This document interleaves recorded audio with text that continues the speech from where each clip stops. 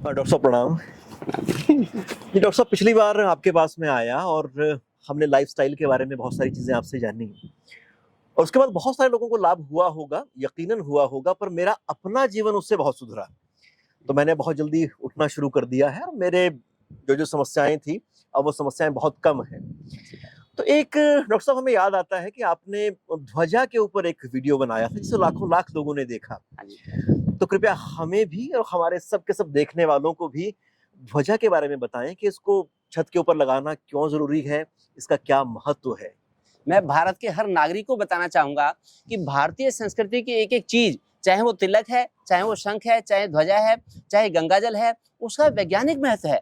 भारत की संस्कृति बड़ी महान है। एक एक चीज जो आज से कई हजार साल पहले ऋषि मुनियों में ने जो भी दिशा निर्देश दिए, वो आज भी मानव जाति के लिए उतने ही प्रभावी हैं। देखिए, वैसे तो मैं एक MBBS MD डॉक्टर हूँ, लेकिन मैं एक स्वतंत्र भारत का नागरिक भी हूँ और भारत की संस्कृति का एक मैं पुजारी भी हूँ। तो ध्वजा के बारे में मैं बताना चाहता हूँ बेसिक चीजें कि ध्वजा जो है, ऋषि मुनियों ने ऐसी रिसर्च की है कि जैसे एक हम बिल्डिंग के ऊपर त्रिशूल लगाए थे, कई हजार सालों से बड़ी बड़ी बिल्डिंगों के ऊपर त्रिशूल लगाए जाते हैं।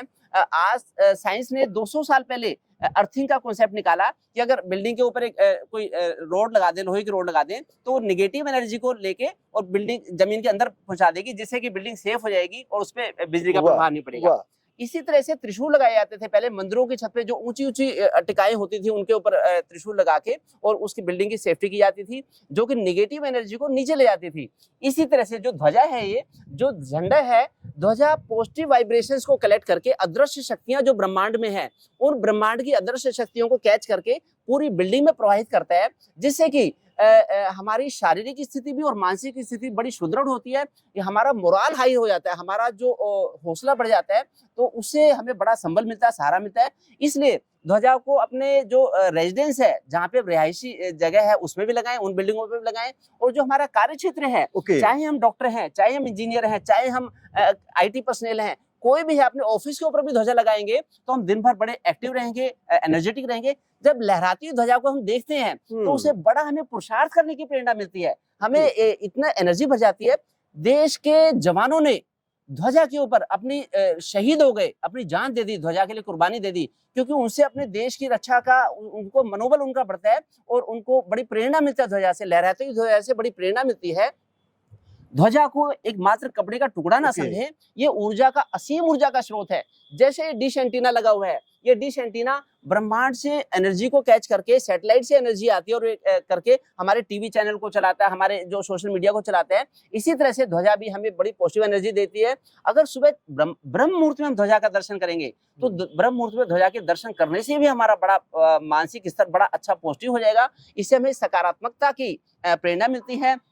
ध्वजा जब लगाएं तो वैसे तो भारत की जो संस्कृति है बड़ी महान है। इसमें वास्तु शास्त्र का अपना स्थान है, इसमें ज्योतिषी का अपना स्थान है और इसमें अनेक अनेक विधाएं हैं, जिनको समुद्री शास्त्र भी होता है, उसकी भी विधाएं होती हैं।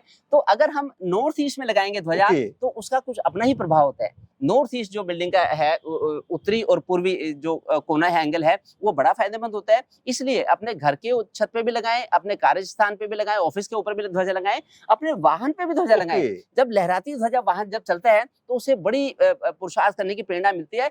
हिंदू, मुस्लिम, सिख, ईसाई जो भी ध्वजा लगाएगा उसको फायदा मिलेगा। तो ध्वजा इतनी अच्छी चीज है, देश के सभी, पूरे विश्व के सभी धर्मों के लोग अपने अपने उनकी ध्वजाएं होती हैं, क्योंकि ध्वजा साइंटिफिक है। सबसे पहली बार सनातन संस्कृति ने ही ध्वजा का जो निकाला है। आजकल फेसबुक पे, यूट्यूब पे बैनर्स होते हैं, बैनर्स, तो बैनर्स भी वो ध्वजा का ही रूप है, एडवर्टाइजमेंट का रूप है। तो ध्वजा बड़ी ही अच्छी चीज है, साइंटिफिक है।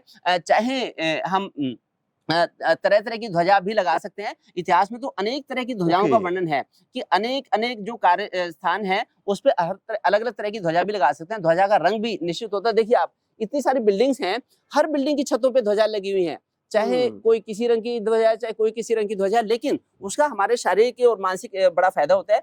WHO ऐसा कहता है, वर्ल्ड हेल्थ ऑर्गेनाइजेशन कहता है कि पूरी दुनिया में 350 मिलियन पेशेंट्स हैं डिप्रेशन के, लेकिन उसमें से 10% लोग ही डॉक्टर के पास पहुंच पाते हैं दवाई लेने के लिए, और उनमें से कुछ परसेंट ही लोग ठीक होते हैं दवाइयां लेके भी डिप्रेशन ठीक नहीं होता, दवाइयां चलती रहती हैं, डिप्रेशन चलता रहता है। लेकिन जो ध्वजा लगाएगा उसे डिप्रेशन हो नहीं सकता।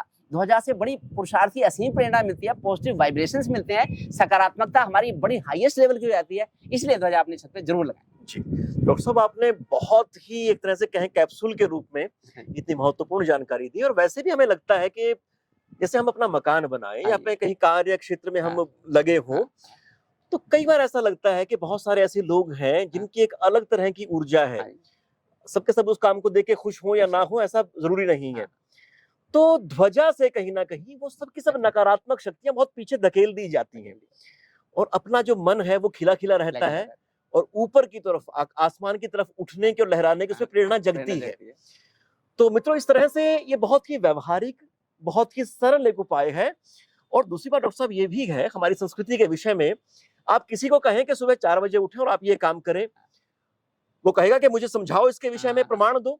प्रमाण दिए जा सकते हैं, पर अगर व्यक्ति सच में कोई सुबह 4 बजे उठ के देखे और उसके परिणामों को अनुभव करे, तब वो असल बात होती है। तो उसी तरह से जो झंडा का भी, ध्वजा का भी जो महत्व है, एक बार आप पूरी निष्ठा के साथ, पूरे मनोयोग के साथ इस हमारी परंपरा को एक बार घरों के ऊपर आप लगाएं, धारण करें और तब आप देखें कि आपके जीवन में किस तरह के बदलाव आने शुरू होते हैं। देखिए विकास जी, अगर गंगा जी में किसी को डुबकी लगानी है तो गंगा जी में साक्षात डुबकी लगाएंगे तब तो हम उसका स्वाद चख पाएंगे। अगर हम खाली इंटरनेट पे सीखेंगे डुबकी कैसे लगाई जाती है तब हमें आनंद नहीं आएगा। इसी तरह से जो शरद पूर्णिमा की खीर हम रखते हैं, छत के ऊपर रखते हैं, जो शरद पूर्णिमा की खीर में जब अमृत बरसता है पूरी रात भर, तो वो जो खीर है वो ऐसा अमृत बन जाती है हमारे शरीर में, अदृश्य शक्तियां छुपी होती है उसमें, उसके ऊपर रिसर्च होनी चाहिए। देखिए आजकल रिसर्च बड़ी सारी चीजों पे होती है, लेकिन ऐसी ऐसी चीजों पे आजकल रिसर्च नहीं होती क्योंकि इसमें कोई ज्यादा बिजनेस पैसा नहीं बनता होता। लेकिन ये एक रिसर्च का विषय है। बड़ी सारी रिसर्च हुई है इसके बारे में, ध्वजा के बारे में, लेकिन बड़ी सारी रिसर्च अभी होनी बाकी है कि ऐसी क्या अदृश्य शक्ति है। जब भी ज्वार भाटा आता है तो जो ज्वार भाटा आता है वो पूर्णिमा अमावस्या वाले दिन आता है। उसका साइंस ने रिसर्च कर ली कि जो चंद्रमा का ग्रेविटेशनल फोर्स उसको अट्रैक्ट करता है। जब वो उसे अट्रैक्ट कर सकता है तो इसी तरह से इसमें भी ब्रह्मांड से अनेक पॉजिटिव वाइब्रेशन भर सकते हैं ध्वजा में, जो कि हमारे शरीर को बड़ा ही पुष्ट रखते हैं। पुष्ट रखती है, हमारे शरीर को, हमारे मन को, हमारे आसपास के पूरे वातावरण को पुरुषार्थ से भरने वाला एक ये कदम है। तो डॉक्टर साहब, मैं घर पर जाकर फिर से अपनी जो ध्वजा है वो पहले भी थी, बीच में फिर वो रह गया, उसको फिर से वहां पर चढ़ाएंगे और इस प्रयोग का एक तरह से पूरा का पूरा लाभ अपने जीवन में हम लेंगे। मैं चाहता हूँ कि ध्वजा को 15-15 दिन के बाद बदलते भी रहें। अगर शुक्ल पक्ष में बदल देंगे तो अच्छा रहेगा।